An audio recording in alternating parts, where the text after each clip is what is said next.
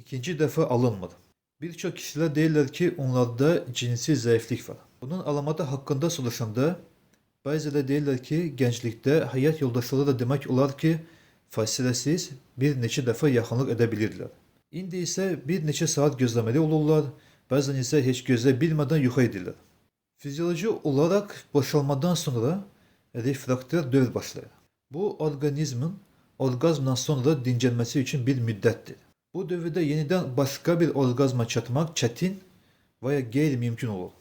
Təsəvvür edin ki, uzun bir masafa qaçmasınız. Finişə çatdıqdan sonra gücünüzü bərpa etmək və yenidən qaçmağa hazır olmaq üçün vaxt lazımdır. Refraktör dövrdə məhz cinsi sisteminiz üçün belə bir istirahat vaxtıdır. İdmançılarda yüklənmədən sonra bərpa dövrü müxtəlif olduğu kimi, kişilərdə də refraktör dövrünün müddəti fərqlənir. Bəzilərində bu bir neçə dəqiqədən bir neçə saata qədər, digərlərində isə bir neçə gün davam edə bilər. Qadınlarda bu dövr adətən daha qısa olur və ya ümumiyyətlə olmaya bilər.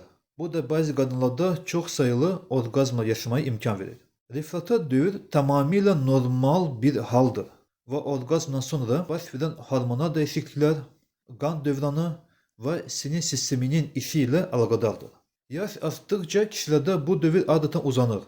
Təəssüf ki, refraktör dövrünü azaltmaq üçün sadə və tez bir yolu yoxdur. Lakin nəzərə alın ki, refraktör dövrünün uzanması ilə yanaşı, yaş artdıqca testosteron səviyyəsi azalır və qan dövranı pisləşir. Buna görə də, əgər testosteronu stimullaşdırsaq, həmçinin qan dövranını gücləndirsək, dolayısıyla refraktör dövrünün müddətini yavaşlada və hətta azalda bilərik.